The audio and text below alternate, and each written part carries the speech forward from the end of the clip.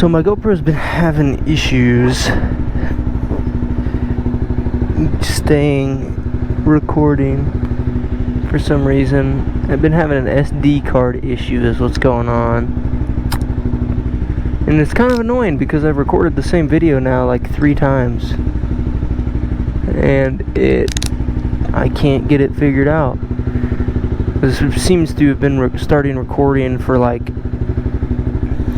a few minutes and then it stops. But the other day I took out the SD card, did this whole formatting thing, and it worked just fine. I mean, I recorded like 20-30 minutes almost at that time. And so I figured it was good, and then I go to use it today and I record the whole video. I see it's recording for the first couple minutes, and then or the first like 30 seconds or so, and then I just kind of go as if I think it's going to keep going, and then I get all the way to freaking class after doing a whole gosh dang lecture, and it's not been recording. But anyways, welcome back. Hope everybody's doing alright. It's a sunny day. It's sunny out now, but as you can see it's a bit wet, so I can't get deceived by the wetness or by the sunshine that it is actually nice out. It is nice out. I'm not wearing much. It's warm, but I gotta watch out for these road surface hazards. So, like this massive bump right here. I don't know why that is like that, but anyways, I hope you're enjoying yourself. I have a little bit of a topic I want to talk about. I have recorded this video like 3 times now, so let's hope this one actually ends up working.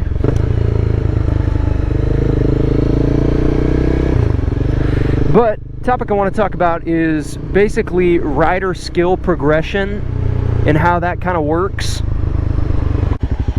So basically what I mean is how looking to like talk about how riders progress in their skill level, and how how that path is taken, whether it's quick, whether it's slow, if everybody takes the same path, stuff kind of like that, how their development works. So the reason this is an interesting topic for me is that I had a really close call on my motorcycle not too long ago, like really close call. Like I don't know how I didn't lay the bike down. Would have been a high side accident most likely. It was a rear tire loss of traction. But anyways, I don't need to go into the details of it. That accident kind of humbled me. Not accident, but that incident humbled me. It really freaked me out. My heart rate was going for a long time afterwards even. And so it got me curious into looking on Reddit, I think is the site I looked at. And I looked at this forum that talked about people that had close calls and how it like affected them in their riding. It almost like scared me, not necessarily that much, but almost kind of scared me into not wanting to ride again for a little while. So that's why I kind of wanted to look at the site and see what people had to say after their close experiences like that, because any sort of like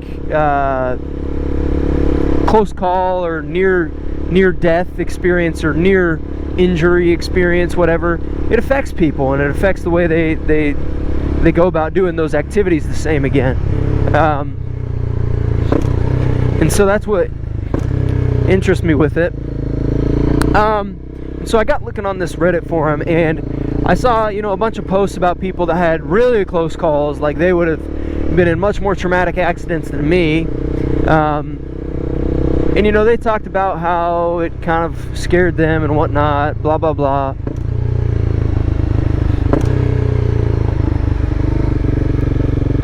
Hold on a second.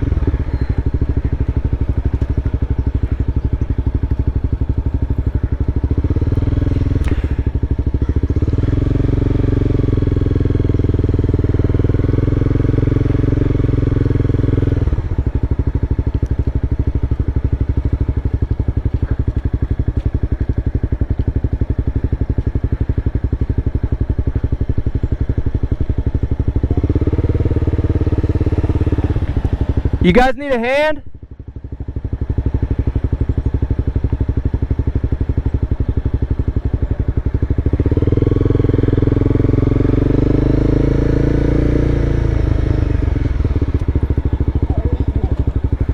You need a hand?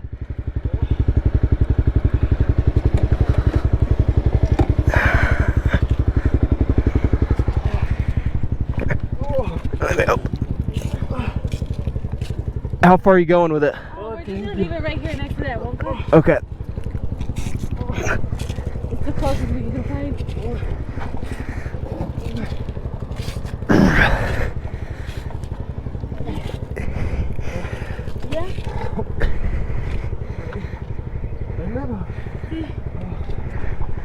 You good? Thank you. Yeah, no problem. You guys take it easy.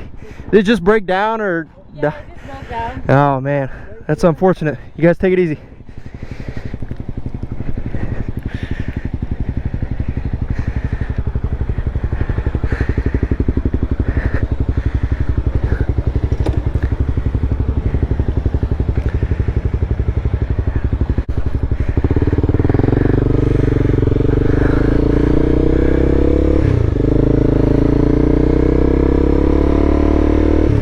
I'm not gonna remember exactly where I was at in this talk, but I was reading on Reddit, and a lot of people had these different incidents and whatnot, more severity, less severity, whatnot. Anyways, there was a guy that had a post that talked about how there's a point in when people are riding that basically they think their skill is higher than it really is. And the way he worded it is kind of unique. He said that like people start riding like Valentino Rossi after 3-4 months of riding, whatever it is. Valentino Rossi is just he's a MotoGP rider, so very high skill level motorcycle rider, and so that really kind of made me think. I'm like, wow, maybe I'm kind of at a level right now that I think my skill is a lot higher than it really is. And you know, I'm getting overconfident on the road, and I'm not really recognizing those dangers that I'm putting myself in. And so that made me start to think about how riders develop and how they, you know, kind of a track that people take, and as far as like mindset and the way they ride, and things like that. So when I started thinking about it, I was like, well, I rode very, very conservatively for like at least like a couple months, 3-4 months maybe, when I first got the bike. Like when I was taking it to work and stuff, you know, I was very, very, you know, very slow, smooth shifts, you know, focusing on just making everything work as it should, right? You know, focusing on everything I'd learned from, you know, just all the training, reading I'd done and whatnot. And so I think that's kind of like a first stage. You know, you're very cautious about what you're doing. You know, you won't go out and ride with, you know, 0 gear on it or anything. You know, I was riding in full gear. I didn't go out on the bike without full gear on any time at all for probably like the first 3-4 months. Once I moved up here, I finally got a little more comfortable in doing that. But nonetheless, I think it's interesting because then you take steps. You know, you go from that more conservative riding style to now you're maybe a little bit more comfortable after, you know, 6 months or so, and you'll ride without full gear and whatnot, and then that kind of thing. But it's just interesting because as you progress in the levels, you know, you think about people that now, you know, they ride, I don't want to call out Harley riders, but it's mostly them. It's the it's mostly them that are the perpetrators here. But like, you know, you start riding without helmets, without a helmet, just because it's more convenient, and you're like, oh well, you know, my skill is high enough. It's what they, you know, they tell themselves, I'm a good enough rider. I'm confident in my, you know, ability as a rider, so I shouldn't have to worry as much, you know, so I'm not going to wear as much gear. And that is like a fundamental problem, fundamental mindset error, in my opinion, and in the opinion of a lot of, you know, fairly educational YouTubers that I watch, like DDFM, perfect example. You know, you can't get to a point where you think that you're above like the laws of physics and, you know, the road hazards, everything that comes with riding on the road. So I think that's important to keep in mind when we're looking at rider development, because even though you might think that your skill level's high, and you get very confident in your ability, so you don't worry as much when you're out on the road. I'm not saying you should worry, but you should take steps to control what you can, right? And so I don't want to turn this into a talk about gear and you should be wearing gear or whatnot, but just think about how riders develop. You know, once you get to a certain level, you know, I don't think that even though you get better as a rider, that should mean you have to wear less gear or be less cautious on the road. I think you should still be just as cautious, just as mindful of what you're doing, everything like that, right? So it's something to keep in mind, because I think it's, for me personally, that, like I said, that experience with me getting in a close call, it was very, very humbling, and I had to kind of like retract myself there. I had to kind of take a moment and think about what I'm doing and my development as a rider, and not be so gung-ho about, you know, going fast, having fun, whatnot.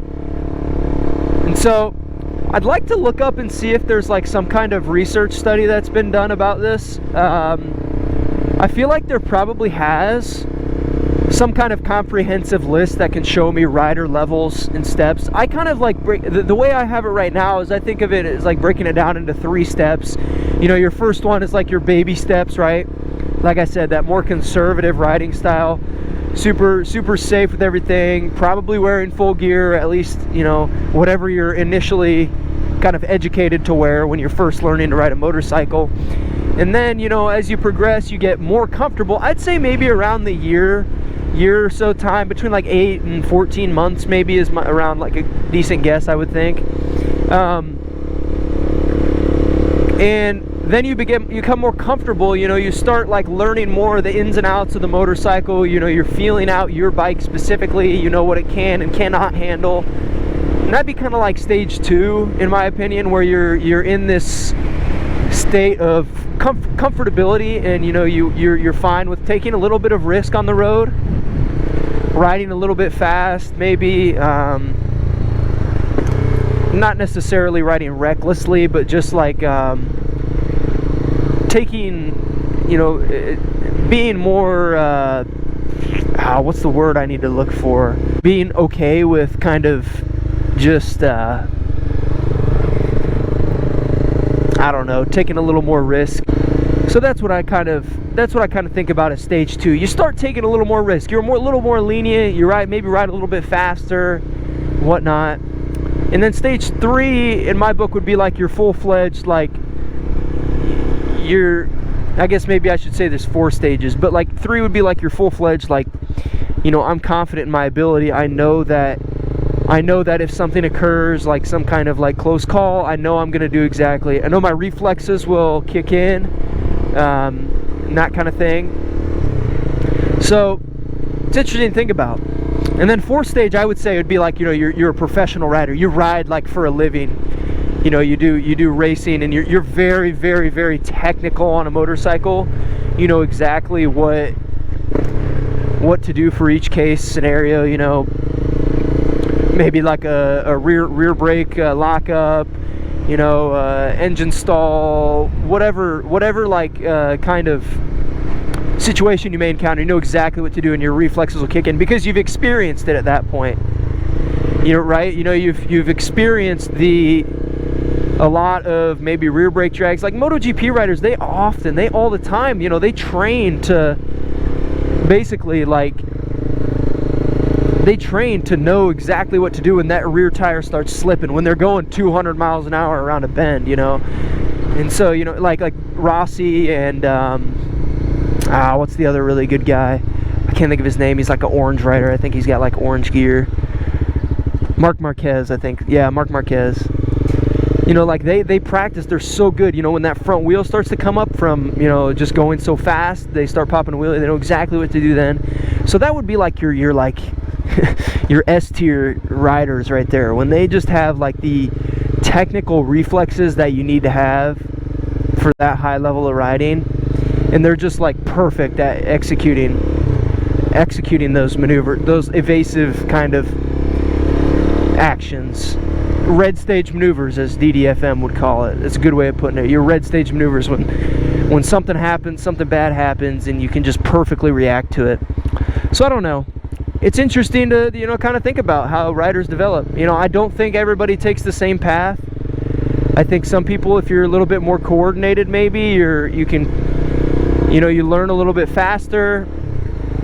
You can start taking a little more risk sooner or whatnot. When I first recorded this video, I said, you know, I'm probably going to learn to ride as a 18-year-old. I'm going to learn to, I'm not 18, but if I were like an 18-year-old and put them against like an 8 or 9-year-old, the 18-year-old is probably going to learn to ride the bike a little bit faster. In most cases, they're going to learn a little bit quicker. Maybe not though. I guess younger kids do. You know, the younger you are, your brain's less developed. You learn easier, quicker. But nonetheless, I think physical ability matters. Everything like that. There's a lot of factors that go into it. But it's. I wanted to kind of talk about that and how that works, and whether or not there's a smart way to kind of analyze your development as a rider. I don't know. Like I said, there's probably a lot more comprehensive study done on this that I don't know about. But I wanted to kind of share some thoughts on it. So anyways, take it easy. I hope you enjoyed. Leave some comments if you got any ideas, or you think anything I said is wrong, or maybe a little bit incorrect, off the mark. Some of it probably is. But yeah, just want to share my thoughts. Take it easy. Have a good day.